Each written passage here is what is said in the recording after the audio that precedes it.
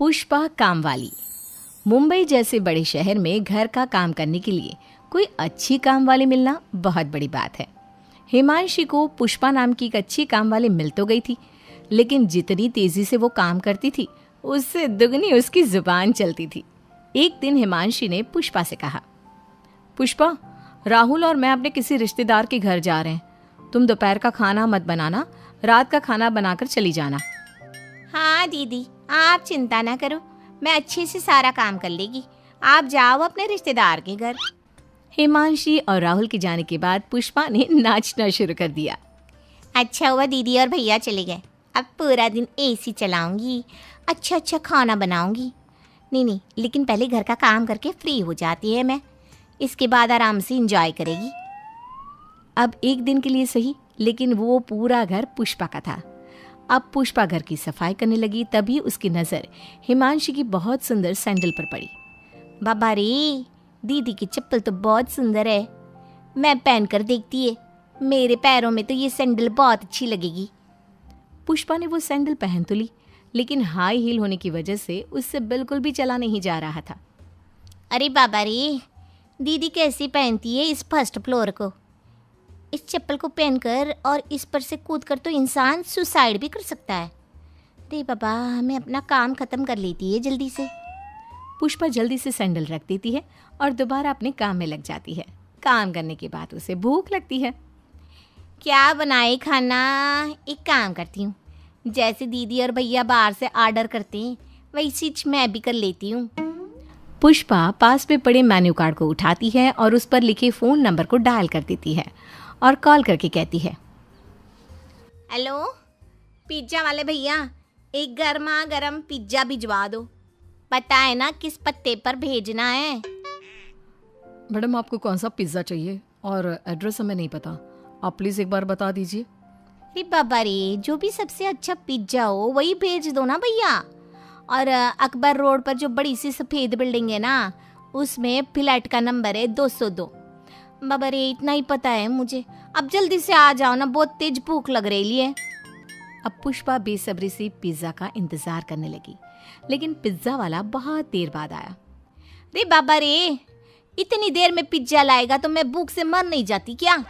Sorry madam, वो आपने address इतना आसान तरीके से बताया था ना, तो अकबर रोड पर जितनी भी सफ़ेद बिल्डिंग है मैं उन सारी बिल्डिंग में गया और सबसे लास्ट में इस बिल्डिंग में आया, तब कहीं जाकर आपका फ्लैट दिखा। अरे बाबा, आपको पहले इस बिल्डिंग में आना चाहिए था ना। जी मैडम, गलती हो गई, आगे से पहले इस बिल्डिंग में आऊँगा। चलो भैया, मिल गई ना अब 2 पिज्ज़ा। गरम गरम है ना, ठंडा तो नहीं कर दिया ना? नहीं मैडम, ठंडा नहीं है, एकदम गर्मा गर्म है। अब पुष्पा बड़े मज़े से टीवी और एसी चलाकर पिज्ज़ा खाती है और इसी तरह शाम हो जाती है।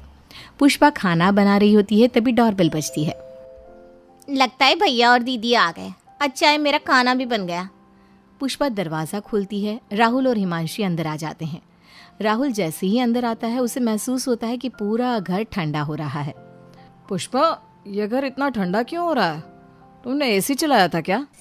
रे बाबा, ना भैया ना, मैंने एसी को हाथ भी नहीं लगाया। आज मौसम अच्छा है ना भैया, इसलिए आपको ठंड लग रही है। अच्छा, आपको पता है हिमांशी दीदी, मैंने आपके लिए आज क्या बनाया है? क्या बनाया है जो इतनी खुश हो रही हो? आज मैंने आपके लिए बनाया है कढ़ाई पनीर। अरे वाह पुष्पा। अच्छा सुनो पुष्पा, तुम घर जाओ, रात बहुत हो गई है, सुबह टाइम से आ जाना। अच्छा दीदी, अपन चलती है। इस तरह पुष्पा ने एसी की बात पर कढ़ाई पनीर का पर्दा डाल दिया। पुष्पा के जाने के बाद राहुल कहता है, हिमांशी, तुमने पुष्पा को ज़्यादा ही सर पर चढ़ा लिया है। तुम्हें पता है आज सुबह से उसने एसी चला रखा है और बोल रही है कि मौसम अच्छा है। जो मन में आता है करती है, जो मुंह में आता है वो बोल देती है। तुम कोई और काम वाली देख लो ना। चुप रहिए आप, आपको तो घर का कुछ काम करना नहीं पड़ता, इसीलिए पुष्पा को हटाने की सोच रहे हो। पता भी है यहाँ काम वाली कितनी मुश्किल से मिलती है। अगले दिन पुष्पा काम करने घर पर आती है तो वो जैसे ही किचन में जाती है बहुत जोर से चीखती है। उसकी आवाज़ सुनकर हिमांशी और राहुल कमरे से बाहर आते हैं और देखते हैं कि पुष्पा डरी सहमी एक कोने में खड़ी है। इस तरह उसे खड़ा देख राहुल हैरानी से कहता है, अरे पुष्पा, दुनिया में ऐसी कौन सी ताकत है जिसने तुम्हें इस तरह चुपचाप होने पर मजबूर कर दिया? भैया, इस सिंक के अंदर बर्तनों के नीचे एक छिपकली है। क्या छिपकली? कहाँ कहाँ है? बचाओ बचाओ। राहुल हिमांशी और पुष्पा के पीछे छुप जाता है। क्या राहुल, तुम तो मुझसे और पुष्पा से भी ज्यादा डर रहे हो। सिंक के अंदर से बर्तन हटाओ ना और उस छिपकली को भगाओ यहाँ से। कौन मैं? कभी नहीं, मुझे छिपकली से डर नहीं लगता, घिन आती है। अरे कितनी गंदी होती है, बिल्कुल छोटे मगरमच्छ की तरह। बाबा रे बाबा, अरे भैया मरे तो के डर रहे लो, अरे भगा दो ना उसे। हमारे गांव में तो छोटे छोटे बच्चे छिपकली की पूंछ पकड़ कर खेलते हैं। और हाँ भैया, इन बर्तनों को हटाओ तो साबुन लगा लगा कर हटाना, वो क्या है ना, धोने में आसानी होगी ना। राहुल पुष्पा को हैरानी से देखता है तो हिमांशी राहुल को डांटते हुए कहती है, आप इस तरह उसे क्यों देख रहे हो? लगा दो ना बर्तनों पर साबुन, क्या बिगड़ जाएगा आपका? और देखा ना, मैं ऑफिस के लिए भी लेट हो रहा है। बेचारा राहुल सारे बर्तनों पर साबुन लगाता है और छिपकली को भी भगा देता है। पुष्पा कहती है, लाइए भैया, अब जल्दी से ना मैं बर्तन पानी से धो देती हूँ। ना ना, जब मैंने बर्तन पर साबुन लगा ही दिया है तो मैं बर्तन धो भी तो सकता हूँ। तुम नाश्ता तैयार कर दो। राहुल बर्तन धो देता है और पुष्पा मन ही मन खुश होकर कहती है, भला उस छिपकली का, उसकी वजह से भैया ने मेरे सारे बर्तन धो दिए। ए छिपकली, तू रोज आना और रोज भैया से मेरा काम कराना। इसी तरह पुष्पा कभी कोई बहाना करके राहुल से घर का काम कराती रहती। जब पुष्पा की सैलरी मिलने का समय आया तो राहुल ने उसे आधी ही सैलरी दी। पुष्पा ने रुपए गिने और राहुल से कहा, रे बाबा, क्या भैया, आप इतनी बड़ी कंपनी में काम करते हैं और आपको रुपए गिनने भी नहीं आते? आपने मुझे आधे रुपए दिए हैं। पुष्पा, मुझे रुपये गिनने आते हैं, मैंने जानबूझकर तुम्हें आधे रुपये दिए हैं। काय को भैया? इस महीने तो मैंने छुट्टी भी नहीं ली है। अरे पुष्पा, तुम्हारा आधा काम तो मैं ही करता हूँ, तो तुम्हारी आधी पगार मेरी हुई ना। अरे क्यों मजाक कर रहे हो? दे दो ना उसकी पूरी पगार। ये लो पुष्पा अपनी पूरी पगार, और ये 1000 रुपये अलग से।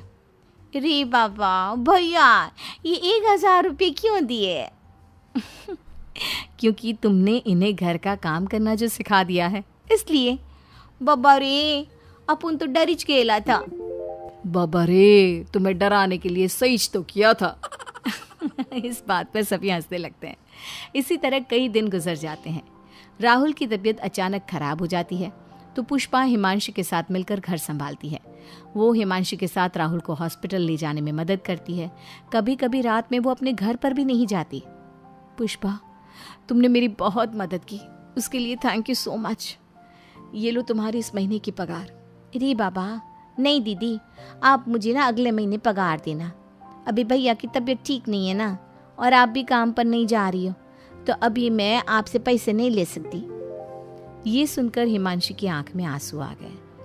पुष्पा ने हिमांशी को चुप कराया और बोली, दीदी आप रो मत, भैया जल्दी ठीक हो जाएंगे। फिर मैं भैया से सारा काम कराएगी और पगार भी भैया से लेगी। वो 1000 फालतू देते हैं ना, इस वास्ते। हिमांशी पुष्पा की बात सुनकर हंस पड़ती है। कुछ दिन बाद राहुल ठीक हो जाता है और वो भी पुष्पा को थैंक यू कहता है। एक दिन राहुल पुष्पा के साथ मिलकर घर की सफाई करवा रहा था।